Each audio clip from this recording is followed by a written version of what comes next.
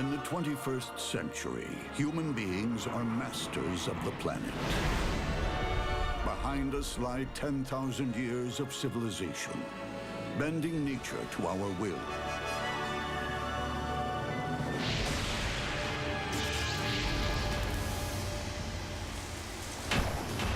And it all started with one great invention. Not the wheel, not the car, not the plane. The greatest invention of all was beer. Beer has changed the course of human history, not once, not twice, but over and over again, right from the very beginning. It sowed the world's first farmlands. The agricultural revolution came about because of the imperative, the need to make beer. It hewed the world's first wonders. We wouldn't have the pyramids if it weren't for beer. Beer established modern healthcare. Beer and science go hand in hand. And beer shaped America. Beer is the secret history of America. It's in our DNA. It even ended one of history's great scandals. Beer was part, if not all, of the motivation for ending child labor. And most important of all, it gave us something to drink while watching the ball game. This is the story of the greatest invention of all time. It's an amazing story, and one that really hasn't been told. Until now. Without beer, we'd probably still be living in caves.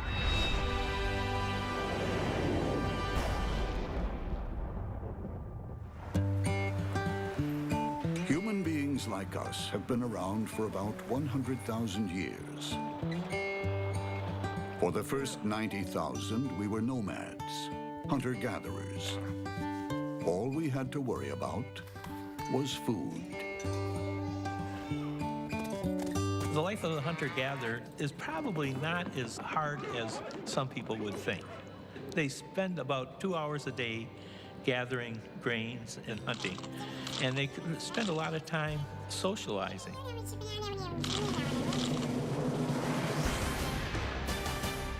Then, in 9000 BC, something happened that changed the world forever.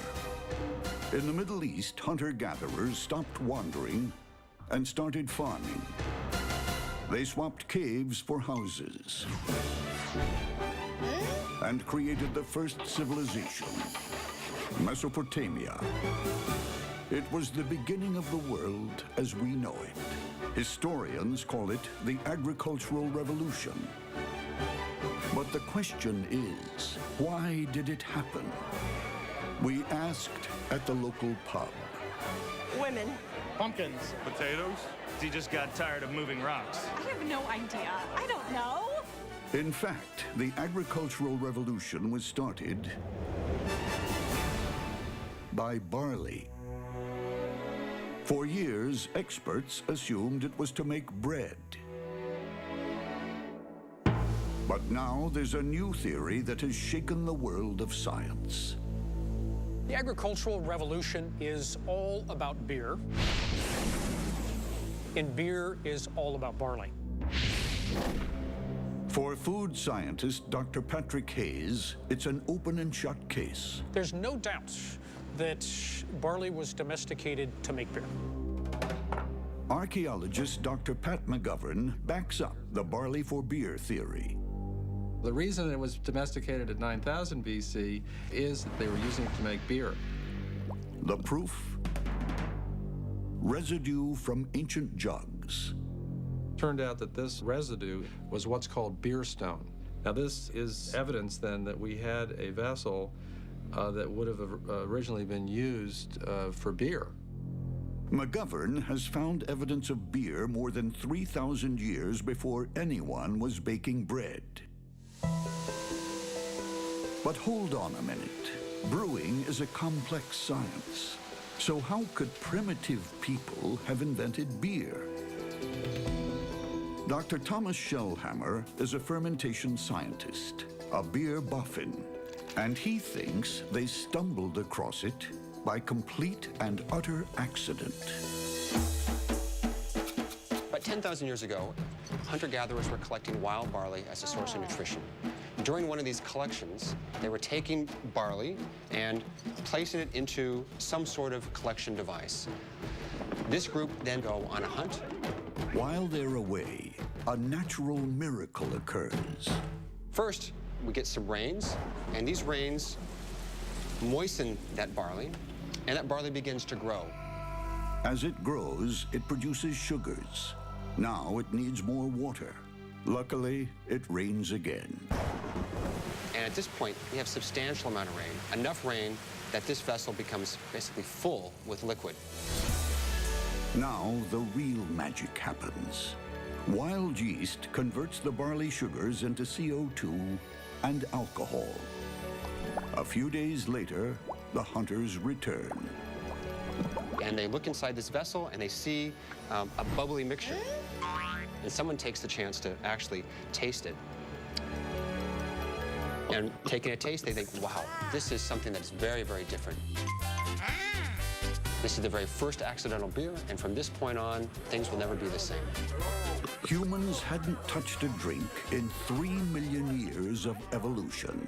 Suddenly, life looked a lot more interesting. They said, this stuff is good. How can we make more of that? Today, experts like Dr. Hayes believe it was beer's feel-good factor that changed the world forever. The intoxicating effects of that beer surely persuaded people to continue propagating barley. And that, in turn, starts this whole cascade of inventions that make for better beer. The thirst for more beer and more barley to make it with created an explosion of new technologies in a domino effect. You're going to get tired of going out with a stick and trying to poke a hole into hard ground. And so what does that lead to? Well, that's going to lead to the plow. Once you start opening up ground, some of that ground is not going to be suitable for agriculture unless you irrigate it. A host of inventions we still rely on today came about thanks to a taste for beer. Once you start raising all of this food, you don't want to go dragging it around behind you. So what do? You have wheeled carts to transport the stuff. More beer plus more barley equals more farms, and the invention of math. It was beer that made them go in and study how to divide borders between their fields, and which led to mathematics. And so we can even say that math and measurement came about because of beer. After land surveys came bookkeeping and beer's greatest early invention: writing. Beer invented writing? The written language? No way, that's impossible. Impossible, but true. Dr. Stephen Tinney is an expert in ancient texts. The reason for inventing writing was the need to record the production and distribution of commodities like beer. The beer trade created record keeping. Symbols on clay tablets that evolved into writing. In the first ever written language, called cuneiform, this is the word for beer. And it's everywhere in the ancient dictionary called the word lists. One of the most important word lists has over 160 different words relating to beer. That's more than the Eskimos have for snow. That's how important beer was. Beer was essential to the people, essential for their nutrition, and essential to the origin of writing. So beer ended hunter-gathering, started agriculture, invented the plow and the wheel, and gave us math and writing. By 3000 BC, civilization was in full flow, all thanks to beer. But it was only just getting started. Coming up, how beer built the pyramids. It's just mind-boggling.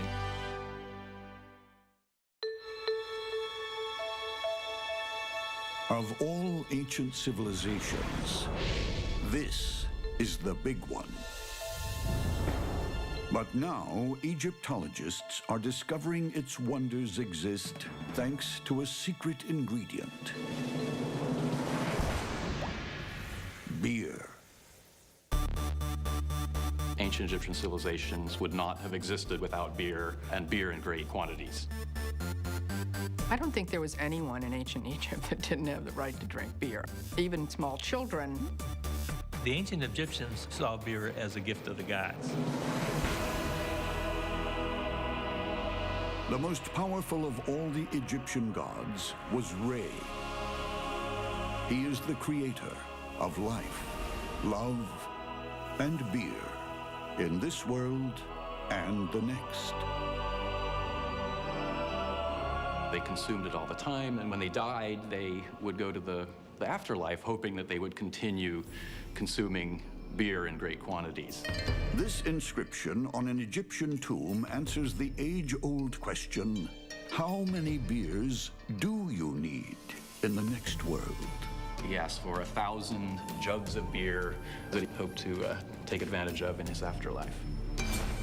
The pyramids are the ultimate icons of the afterlife. Just how they were built remains a mystery, especially when you learn how workers were paid. The daily rations, the wages of ancient Egypt were paid in beer. They would be given a chit that would say, "You have earned 50 jars of beer."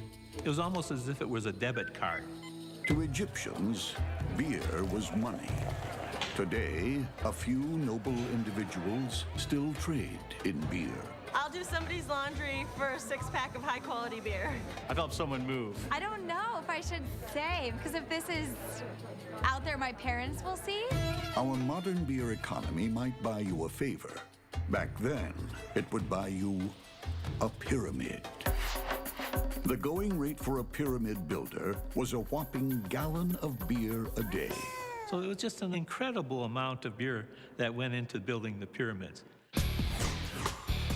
It takes a gut-busting 231,414,717 gallons of beer to build the Pyramid of Giza. The reason? Ancient beer was a vital source of nutrition. Beer was absolutely fundamental to the Egyptians. It was one of their very basic foodstuffs. Beer was one of the main foods in ancient Egypt. It wasn't just a question of being a beverage. Even schoolboy would get up in the morning and have a dish of beer. This ancient beer, we'll call it Pyramid Light, was very low in alcohol, but packed with minerals and vitamins, which kept the ancients strong, healthy, and astonishingly productive. We wouldn't have the pyramids if it weren't for beer. So, beer built the pyramids and was Egypt's staple food and its common currency. I know what you're thinking. Next, he's going to tell me that beer cured the sick. Well, actually, it did. Beer was used to treat all sorts of ailments. They treated the diseases of the gums with beer. And they actually even used some of the remains of the beer, the grains, and burned them and produced an anal fumigant to treat diseases of the bowel. That particular remedy may have gone out of fashion, but ancient beer really did pioneer a startling revolution in medicine 3,000 years before its time. Dr. George Armelagos is a professor of anthropology. He studies mummified bones to find out how ancient Egyptians used to live. He recently made a discovery that shocked modern science. My heart stopped. I said, this is really big. He spotted traces of tetracycline, a modern wonder drug in bones 3,000 years old. This is such a remarkable discovery. It's as if you were unwrapping a mummy and you saw a pair of Ray-Ban sunglasses attached to the head. It was that unusual. Scientists told Armalagos he must have made a mistake, and with good reason. Tetracycline is an antibiotic not officially discovered until 1948. What we had to do then was to explain how the tetracycline got into the bone. Whatever got 20th century antibiotics into ancient bones must have been in the Egyptians' diet. The tetracycline use was so prevalent in these bones that it had to be something that they were consuming every day. They tried all sorts of ancient recipes with no luck. Then they found one that fit the bill. And all of a sudden we came across the recipes for beer. So this gave us the possibility of beer being the source of the tetracycline. Armalagos and his team brewed the beer according to the instructions of the 3,000-year-old recipe. Incredibly, when they tested it, it was full of the modern antibiotic. And it's a definitive answer that this is tetracycline, and that they were getting the tetracycline from beer. With the discovery, Armalagos was vindicated, and the world of science was forced to accept the fact that ancient beer beat modern medicine by 3,000 years. It's just mind-boggling. Officially, it was this grumpy-looking man, Alexander Fleming, who discovered antibiotics in 1928, winning the Nobel Prize. But now it's time the real winner gets its share of the glory. Step forward, beer.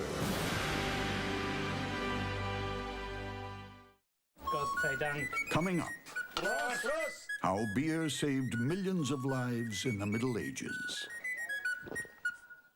A woman pulls up to the gallery today. Looks like she just came from the war. Back in the Army with Richard Petty. Richard Petty? That is Richard Petty. He's the one who restored it. Gentlemen, start your bidding.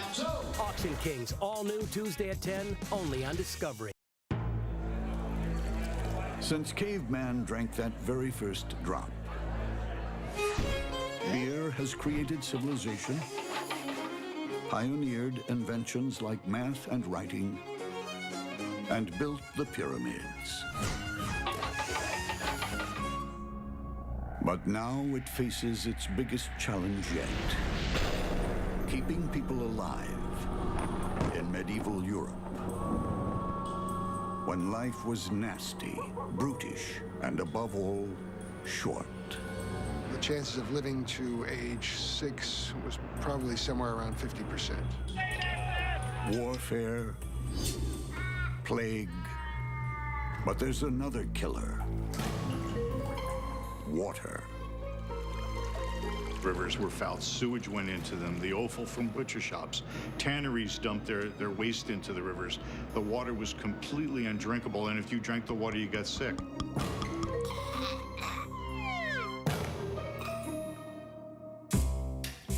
Dr. Charlie Bamforth is professor of brewing science at the University of California, Davis. How you make it is actually important. He believes beer saved millions of lives in medieval Europe, and he wants to prove it. We wanted to come up with an experiment which showed that the fundamental brewing process removed the microorganisms, the bacteria that would make people sick. Bamforth and his colleagues decide to brew up a typical medieval beer. First, they take water from a duck pond and test it in a lab. This is a test that's used in the food industry to see if a food has contamination of fecal coliform bacteria. Fecal sounds ominous. These are the bacteria like E. coli that cause really serious illness. The pond water was just loaded with this type of bacteria. Water with a twist of duck poop. It's a killer, just like medieval times. This water is not safe to drink. Now, using a medieval recipe, Bamforth's team brews up a 1,000-year-old beer in a modern lab. We ground up the malt and mixed it with this water. And then after a period of an hour or so, then we collected the liquid, separated it off from the residual grains, and then we boiled it. They let it ferment for a week. Now, the results of the experiment. Is the beer safe? After making the pond water into beer, I tested the sample again and found no evidence of any fecal coliform bacteria, making it safe to drink. A miracle transformation. Deadly water into drinkable beer. Of course, we know today that the boiling killed the bacteria.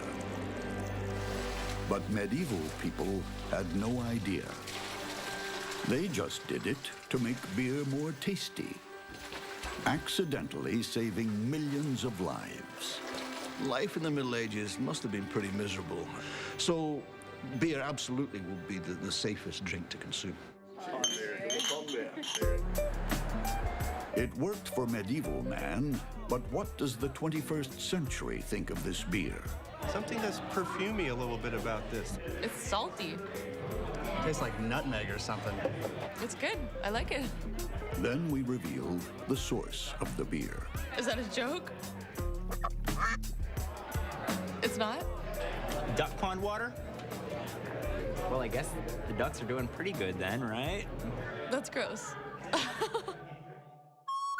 Pond water was lethal, but people could still drink like fish in the Middle Ages, thanks to beer. And everybody but everybody joined in. Everyone drank beer. They drank beer from the cradle to the grave. By the 16th century, people got through 300 liters of beer per year. Every man, woman, and child. That's 6 times what we drink today. Yes, that's right. 6 times. With demand like that, beer was liquid gold, and the group cashing in was the monks. The church didn't just make money off of beer, the church grew wealthy off of beer. In medieval Europe, monks were the master brewers, and beer was a godsend. People naturally went to church because you were promised afterward that you were going to get a beer. The Holy Alliance of Beer and Bibles packed pews for centuries. But not even the church could monopolize ale forever. The beer business attracted a new breed, entrepreneurs. They took over brewing, and in the process, transformed Europe. Beer brewing was a critical factor in the development of the economy.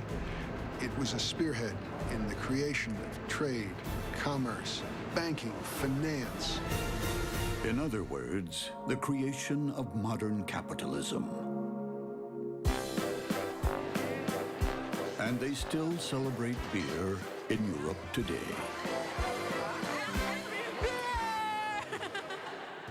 Coming up, how beer crosses the ocean and helps establish America. America, land of the free, home of the brave, and built on beer. Beer is the secret history of America. It's in our DNA. Many of America's founding fathers had one thing in common.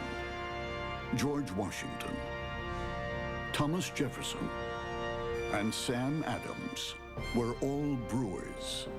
Together, they fermented a nation. Along with Benjamin Franklin, for whom beer was more than just a drink. It was evidence of divine order in the universe. In his words, beer is proof that God loves us and wants us to be happy. Upon such inspirational messages, great nations are formed. But without beer, the first settlers might never have made it to America aboard the Mayflower. Beer was vitally important on the Mayflower. Water would spoil in the hold of a ship, whereas beer was naturally preserved by alcohol and hops, and it would stay fresh throughout the voyage. Beer kept the settlers alive on the voyage and determined the site of the founding colony. The Mayflower was headed for Virginia, but tragedy struck. The ship ran out of beer, so they landed at the nearest point, Plymouth. Even then, beer was all they would drink. The Pilgrims come ashore. Why aren't they drinking the water? Well, they knew that back in England that if you drank water, you get sick. Though America's streams were pristine, the settlers wouldn't touch water unless it was made into beer. Beer was an absolute essential item for their survival. When the beer supply ran out, the colony hung in the balance. The settlers had to find a way of making beer, but they had no barley or hops. Until squirrels came to the rescue. Sounds nuts, but they gave settlers the idea of using acorns. And it worked. Acorn beer kept Plymouth alive. With Plymouth safe, in the 17th century, beer went on to open up the rest of America by establishing an extraordinary communications network, the Internet of the age. Before Google, Twitter, and Facebook came the tavern. The tavern was a center of commerce. It was a communication hub. It was the place where people passed information back and forth. Taverns connected up America and turned a colony into a nation. Because next, beer inspired one of the great events in human history. The American Revolution. On December 16th, 1773, the struggle for freedom from the British began here, in the Green Dragon Tavern, Boston. Sons of Liberty are gatherings, and they've been talking about how oppressed they are. They have a beer, they talk some more treason. They have another. You can feel their passions rising. You know something's going to happen that night. This is the time. Let's do it. The Sons of Liberty made for Boston Harbor, boarded ships and dumped tea. The revolution was on, and the taverns held center stage. The taverns became centers where revolutionary activity was discussed and debated and plotted and planned. Beer's role in the birth of America was so vital. It's fitting that the national anthem was borrowed from an 18th century drinking song.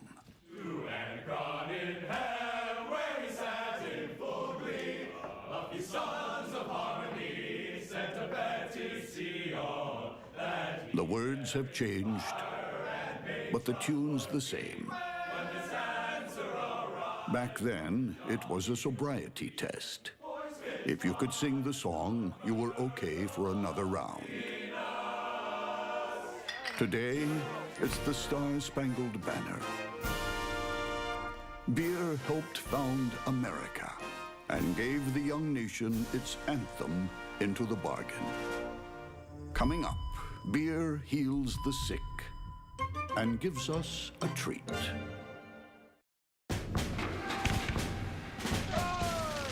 With the War of Independence won, beer was free to take on its greatest challenge of all, disease.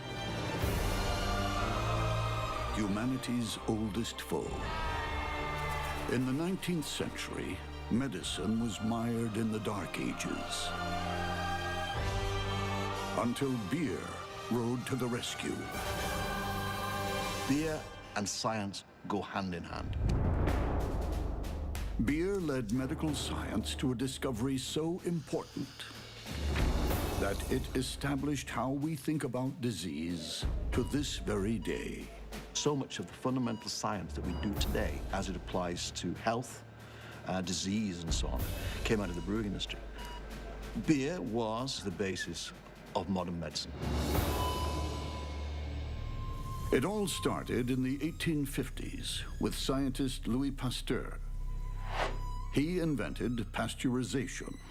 Tragically, people always link him to this. But he was actually studying this.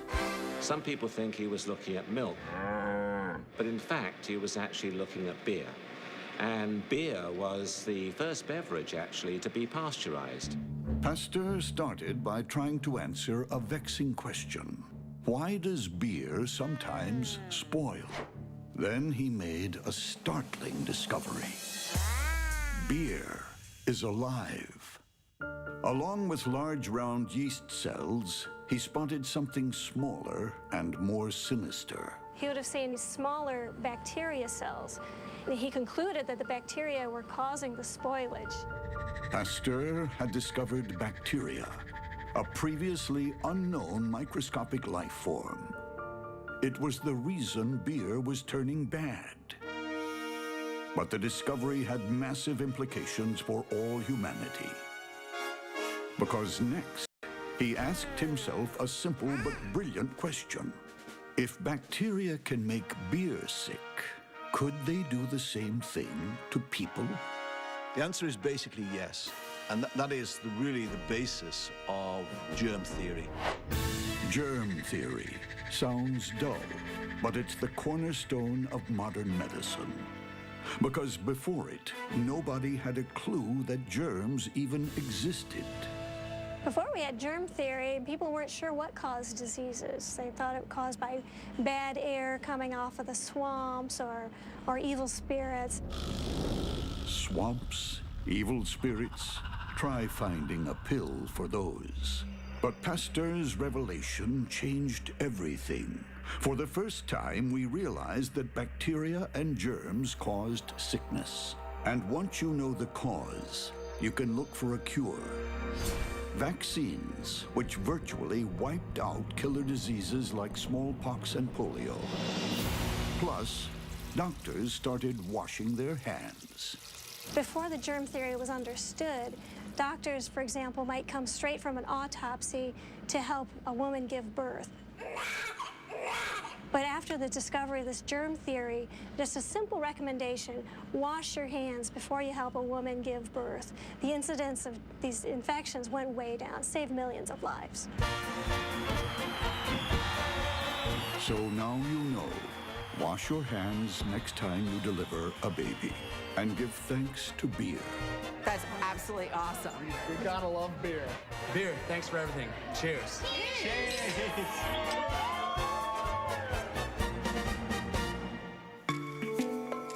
With disease ticked off the list, beer could now take on its next great challenge: heat. In the 19th century, heat meant rotting meat and vegetables, sickness, disease, uninhabitable climates, and some very grumpy people. All problems we solve today with something we take for granted. Refrigeration. And guess who came up with the goods? The first commercially viable refrigeration systems were built by beer. Developed because of the brewing industry, financed by the brewing industry initially, and applied most often to the brewing industry. It's all thanks to a new type of beer that took America by storm in the 19th century: lager. Lager beer changed America, and once it hit American shores, things were never the same again.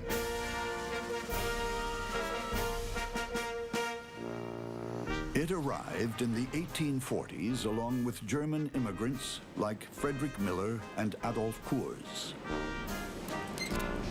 But unlike old-fashioned beers, lager beer had to be brewed cold.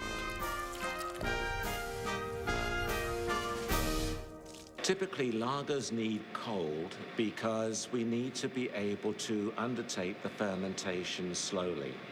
That way we can control the beer flavor. 150 years ago, the only option was ice, carved from nature and shipped to the brewery. Far from ideal. Ice is very heavy, which meant it was expensive to transport and expensive to store, and of course, eventually it's going to melt. When spring came, the beer dried up until the following winter. Every summer, brewers dreamed about creating cold artificially. In the 19th century, science fiction. But beer has an eye for the future. Brewers were keenly interested in the work being done in artificial refrigeration. Many thought them mad, but they poured money into research. This was automatic cold, right? This is like mass-produced cold air. Certainly an improvement over ice. Now, you wouldn't want this in your kitchen, but it's the world's first commercial fridge. The cold ammonia machine, invented by Carl von Linde in 1881 for beer. For brewers, refrigeration was the goose that laid the golden egg. Once you have refrigeration, you can make this beer year-round. It made the beer industry millions, gave us a constant stream of cold lager, and changed the world forever. Refrigeration has solved one of the greatest problems afflicting mankind, the storage of food. The beer industry made it possible for us to do that for billions of people. There goes beer, saving lives again.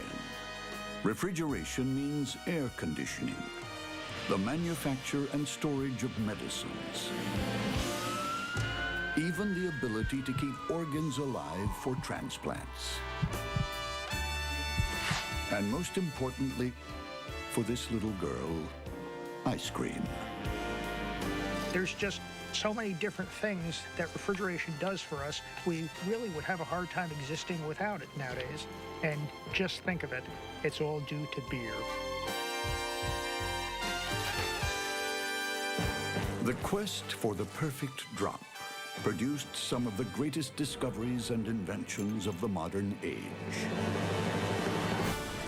Coming up, beer invents modern industry. In the 21st century, we live in the age of mass production. Our standard of living is higher than ever before. All thanks to that great American icon, the factory. The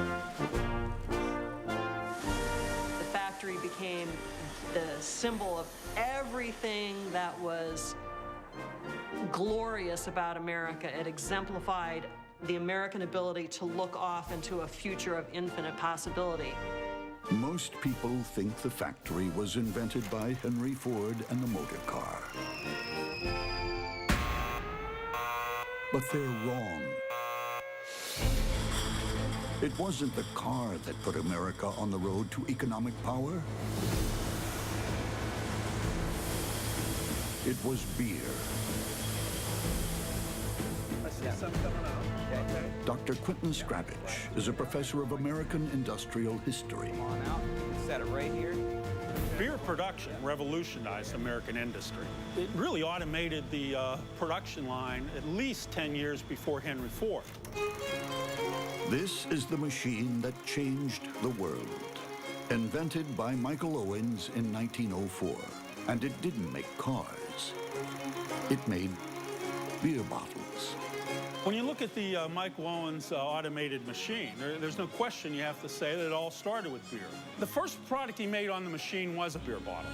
A little-known fact with massive ramifications. Owens' bottle-making machine was the most significant machine invention in the 19th century. There's no question about it.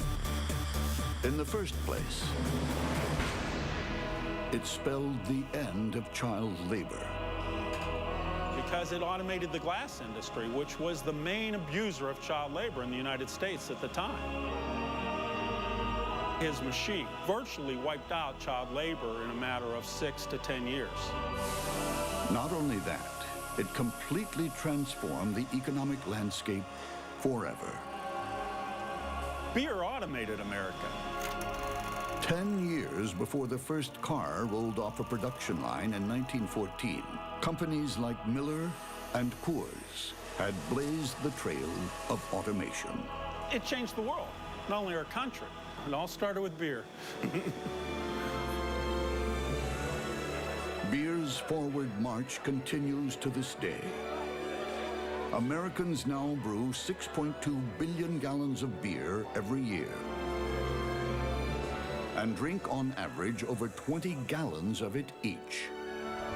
Today, beer truly is the #1 adult beverage on the planet. Tomorrow, it could well be #1 in space. I just think to myself, how cool would it be sitting up in a space bar, floating around in zero-G, looking down at the Earth and having a beer? Just, there'd be nothing better. With space tourism coming, Australian brewer Jaron Mitchell wants his beer to be first into orbit. But space beer must be flat, because a burp in zero-G would be seriously bad news. Now, on Earth, the water molecules and the gas molecules separate, just due to gravity, etc. In space, they won't. So by burping in space, you'll have liquid and gas simultaneously coming up, a wet burp. If you're in space and there was 50 people in a space bar in zero-G floating around and everybody was wet burping, it'd be a mess. One hell of a party. T-minus 10, 9. The prototype space beer is uncarbonated, burp-proof, and ready for its first launch. 1, ignition. And given beer's history, it's fitting that it should be with us at the final frontier.